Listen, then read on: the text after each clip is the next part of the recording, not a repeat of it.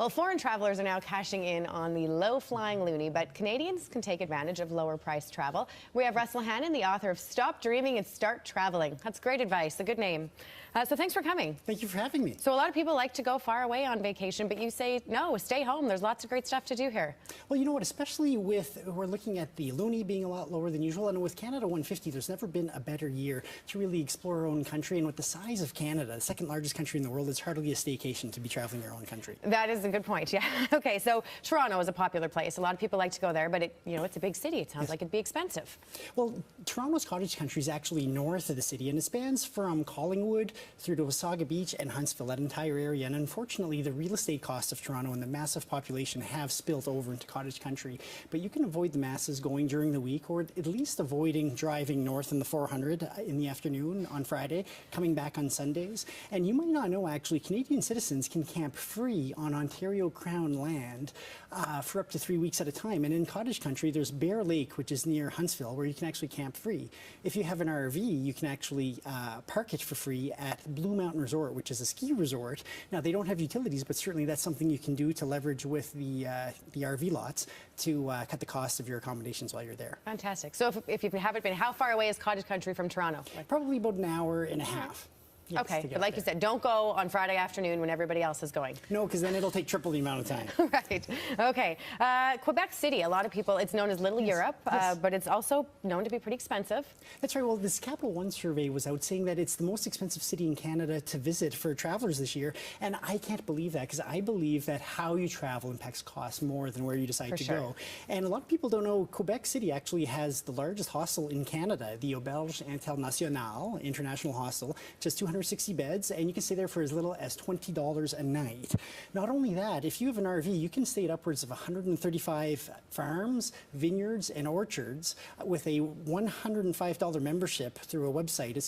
It's in French, but terroirenvr.ca. That's terroir.en.vr.ca. Okay. Okay, and that is the hostels you mentioned. Can you do kids there? Are they all ages, or is it just over 18? Well, there may be a limit. We'd have to check. All right, but if you're going without kids, that's a good option. Absolutely. Okay, Maritimes. A lot of people never get that far because it costs a fortune to fly there, and you think, well, I'll go somewhere else instead. But there's lots of deals to be had once you're there. Well, you know what? Once you're there, it's not very expensive, and the lure with the Maritimes is actually the water, and you've got all kinds of beaches that are free to visit, particularly New Brunswick and Prince Edward Island. And a great secret tip a lot of people don't know of: you can stay in the summer at university dorms very inexpensively. For example, UPEI in Charlottetown, you can stay there for $28 a night. UNB in Fredericton for $25 a night, and even University of Moncton at $58 a night is still about 60% less than what you would pay for a 3-star hotel. Fantastic. And lots of fun. I'm sure you can find a kitchen to party in while you're out there, too. There's lots of those.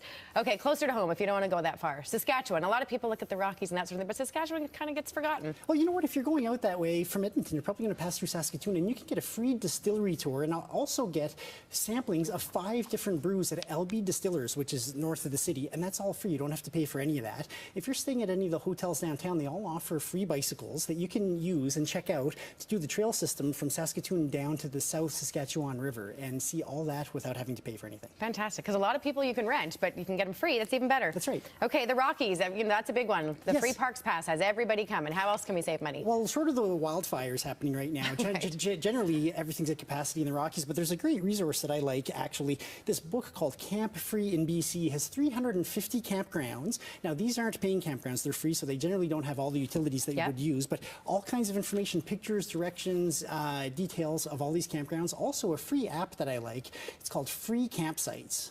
They've got a website, freecampsites.net. It has a little map of the world with pins of free campsites all over the world. You click the little pin, it gives you a description of the place, and you can read reviews of people that have stayed there. So many inexpensive and even free options for camping that a lot of people just aren't aware of. Fantastic. And a good fun adventure while you're at it. Yes, that's right. Okay, so if you want more information, you can go to your website, which we'll have linked through ours, edmonton.ctvnews.ca, and then from there you just click on the link. So thanks so much for coming. Lots of fun ideas. Happy travels. Oh, absolutely.